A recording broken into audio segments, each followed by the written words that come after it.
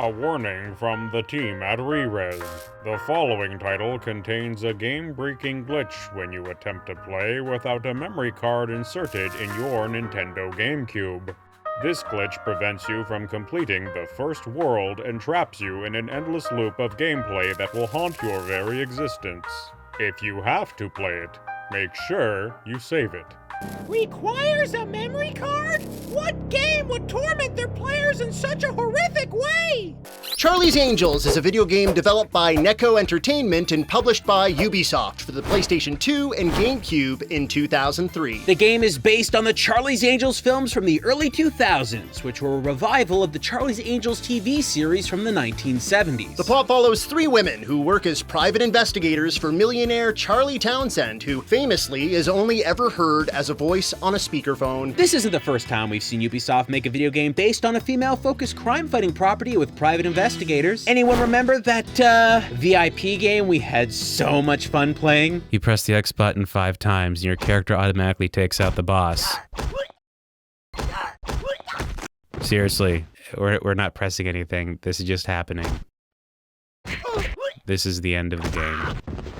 We're in trouble, aren't we? You have no idea. Let's get to disguises and kick-butt teamwork with Charlie's Angels. The game starts with a news report. Apparently, a mysterious group called the Monument Pirates has been stealing monuments from around the world. The most recent theft, shockingly, was the Statue of Liberty in New York. You might ask how many people it would take to make a 225-ton statue disappear without a trace, and we know the answer. It's one Krang. Bring that statue back, you bloated beanbag!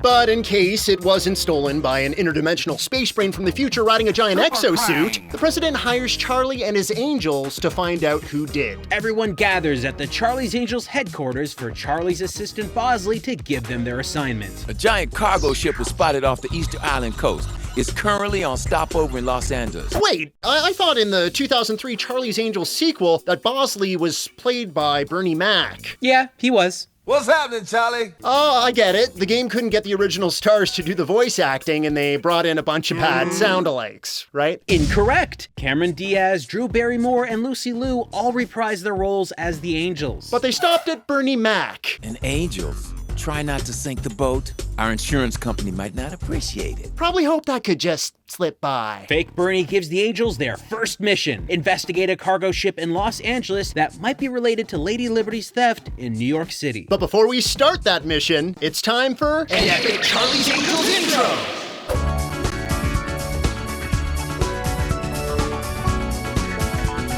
Okay, little underwhelmed. Where are the teases of action and drama? Couldn't they at least power walk or something? They've opted for calm saunters and head tilts. Subtlety, exactly what this series is known for. Off to the cargo ship, where the Angels are supposed to infiltrate undetected. To do this, they go undercover as contestants in the Miss Bikini contest going on at the same time. Because we all know the best way to go unnoticed is to draw all attention directly to you in a contest that judges your physicality. Is this game just an excuse to get characters in gratuitously revealing clothes? Yep. Right. Well, Cameron Diaz's character, Natalie, discreetly leaps off a catwalk in a bikini, and then things get problematic. She's immediately assaulted by random people at the beach. Now, as far as we're aware, these people are in no way related to the Monument Pirates. They're beachgoers taking in a bikini contest. A bikini contest where elimination is permanent. I've got a load of questions already, but let's start with this one. Why does Natalie sound like a dejected goose when hit? You'll be hearing poor Natalie's honks of pain for a while because the game loads on the hostels immediately with absolutely no combat tips or tutorial in sight. Come on, Natalie needs direction. Other than fly south for winter. I think she's got that one. You're not told about your controls or what movesets you may have access to. We messed around with different inputs and quickly discovered we could do this. No, it doesn't really do anything. We just think it's fun. They also don't explain why every time you knock someone out, you get a message on the screen that says, "Not bad." Not bad? What's not bad? Our fighting performance? The people we're fighting? I mean, clearly they're bad because they're picking fights with random bikini models, so... Oh, hey, check out this guy's sweet moves. Not bad. We pushed forward, fumbling our way through combat and doing a not bad job when we began to notice the very repetitive nature of the game. Beat people up, move to the next area. Beat more people up, move to the next area. So on and so forth. You do this until you reach the end of Natalie's section and you switch to another character. Yup, you play as all three angels in this game. You either switch automatically as you progress, or you can switch in the pause menu. Oh, but don't worry about the ability or gameplay variety. All the angels play exactly the same. We get switched from Natalie to Lucy Lou's Alex, who appears to be in a swimsuit. Wait, why is she in a swimsuit? Natalie was the one in the contest on the beach, not Alex. If her goal is to go unnoticed in what appears to be a shipping yard, that's, the wrong look. Do you know of a place where sailors hang out? The best part is that now Alex is getting into fights with dock workers. Again, can't stress this enough, it's never established that any of these people are connected to the Monument Pirates in any way. One minute they're working at the docks, the next, a woman in a bikini shows up and starts handing out concussions with a wrench. After bludgeoning every blue collar in sight, Alex starts to climb a ladder.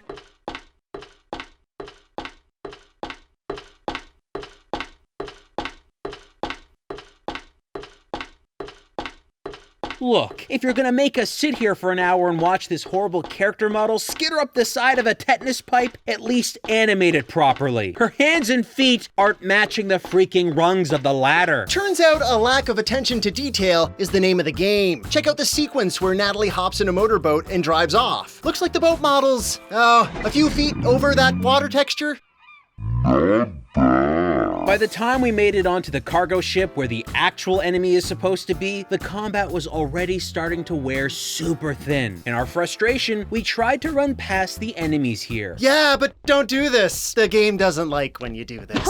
Invisible walls actually block your path until you beat the required number of enemies in a section. But that wasn't our biggest problem. Nah, biggest problem was the camera. When we started through the door, the camera snapped to the other side of the door inside the boat, and it would not let us go back. We were stuck in a doorway while being attacked. Nothing like being pinned against an invisible wall while blindly fighting off enemies that you can't really see. Look, clearly this game has problems. To make it through alive, you're gonna need help. Don't worry though, because there are boxes all over the levels, and when the angels aren't clipping through them, you'll be able to break them open. Sometimes you'll find items like extra health. Every angel has a different item they pick up for health. Alex's is a muffin. Makes sense. Muffins are a nourishing snack. Natalie's is a CD. Not a classic health pickup, but hey, I can see how music can reinvigorate someone, I guess. Drew Barrymore's character, Dylan, finds a lighter for health, which, wait, how exactly can a lighter change your health status? Oh, whatever, doesn't need to make sense. Apparently her character is all about that lighter in the movies. If health pickups aren't enough, you can also find extra life pickups that randomly drop from dispatched foes. Just like the extra health, each angel has a unique one-up icon. A tiny version of their character model in a T-pose. Creative. Another thing about these extra lives, you can only carry 9 at a time. After that, the game stops spawning them completely. Hey, do you think that has anything to do with the fact that they would have had to redesign the interface to fit a double-digit lives number? Do I think they made a design decision based on what was easiest to do? Yes! We finally finished the mission and the team's back at the headquarters in another cinematic. Why are they wearing the exact same clothes as the last time they were in the office? Well, we don't know the reason in universe, but after several hours of thorough analysis, I found an image that can answer that.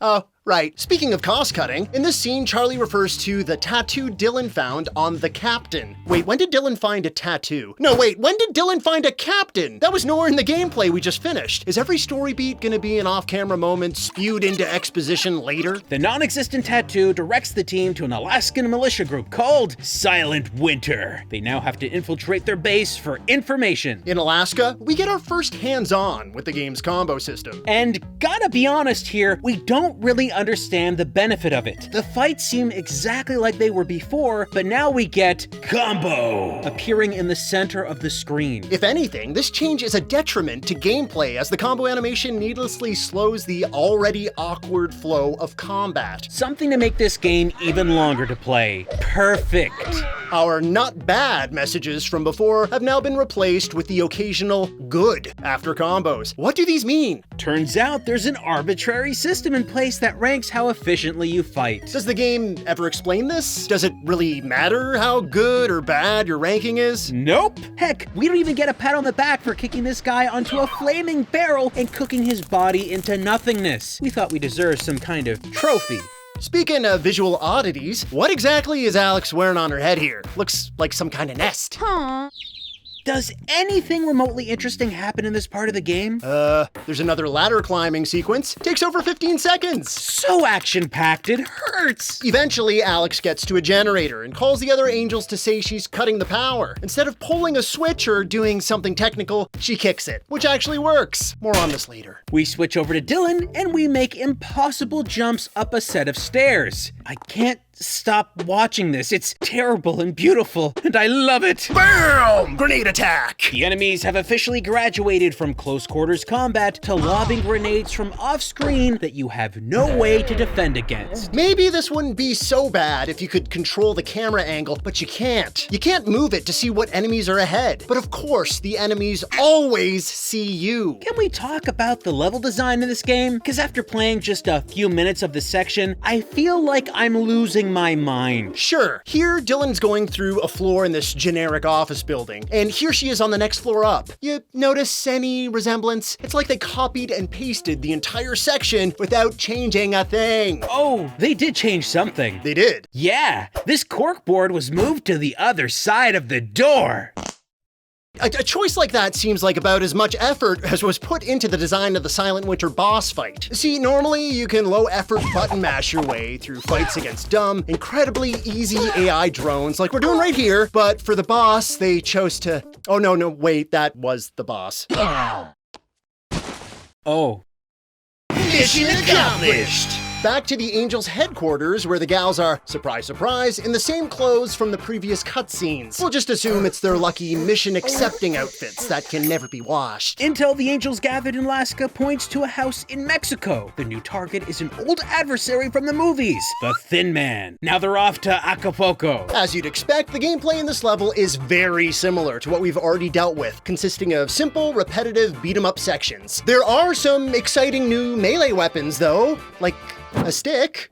Yeah, that's all we got. Here we can see the use of what the game calls Angel Time. Now, if you look really, really closely, you'll see the enemies are moving ever so slightly slower because of it. Now, if you look even closer, you can see a picture of me crying into a pillow because this crappy excuse for bullet time adds nothing to the game and is a complete waste of time. Eventually, Alex finds the Thin Man. Sweet, another boss fight. Time to deploy the epic tactics we learned throughout the game to take him out. You mean spam the face buttons with your foot while you browse your phone? Precisely. Success! We get a cutscene made with the actual in-game models, which is actually a good thing, because now they're wearing different clothing for at least one of the cutscenes in this game. And different faces? It's like the creators were given a rough police sketch of Cameron Diaz. Suddenly, the Angels set up to do a fancy move where they lift Alex in the air to attack the Thin Man. Instead of hitting him, they scare him off and make absolutely no attempt to pursue him. Good work, Angels. I mean, there's no time to apprehend a dangerous criminal when you need to deliver lines like this. I think he has a crush on you, Dylan. Well, he did smell my hair first. Oh, that's so much fun. Psst. What the hell are they talking about? It's from the movies. Oh, wait, did someone at the development studio accidentally load the intro a second time? Oh, maybe that's the end of the game. Oh, please, please, please let it be over. Good morning, Angels. Good morning, Charlie. Like clockwork, we're back for another debriefing scene. Good work. While you were gone, I identified the cargo ship's owner. He goes by the name of Ed Foster. He's an industry magnate and owns a home in Scotland. Let me guess.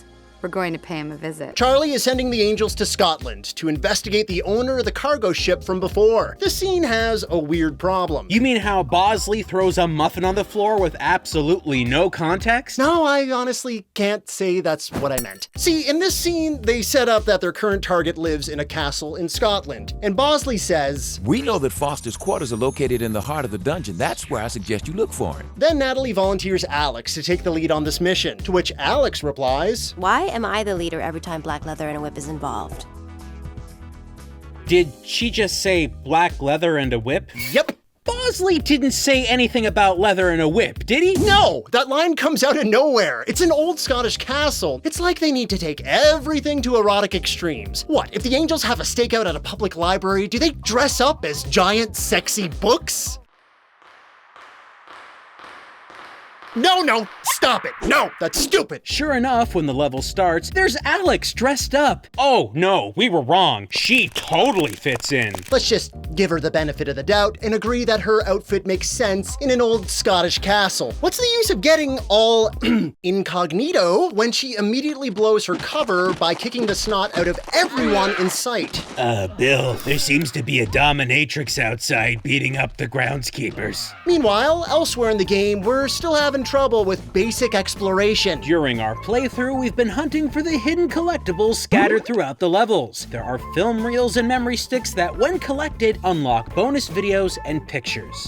But don't get too excited about extras. Hunting for these objects is made almost impossible by the game's camera. You have zero control over its position, so to explore every corner of an area, you have to literally walk every inch of it. Because these items are hidden. Like, they don't really want you to find them hidden. Typically, beat-em-up games don't really need you to control the camera. On older games like Streets of Rage, Teenage Mutant Ninja Turtles, or even 3D games like Dynamite Cop, the camera is positioned in a way so everything you need to see is in view. But this game doesn't do that. So without free camera movement, you have to walk your character all over until they accidentally stumble upon a collectible. And even then, you have to worry about those dreaded invisible walls that we mentioned before. Yup, they're everywhere in this game. Not only do they block off inaccessible parts of the level, but they also keep you from treading back to where you've previously been. If you do try to backtrack, this is what you get. Your character running up against nothing. So if you're looking for collectibles, be careful you don't wander too far from an area that you haven't completely searched yet. You can accidentally be locked out, unable to return unless you decide to play through the entire game again. Honestly, it's not even worth your time because all these items unlock are lazy tack-ons. You get access to the game's cutscenes, a teaser for the Charlie's Angels Full Throttle film, and a very broken photo gallery. Each album within the gallery has 4 images, but over half of the galleries only have 3 because there is a broken duplicated image. Are you telling me they lazily tacked on their lazy tack-ons? Yep!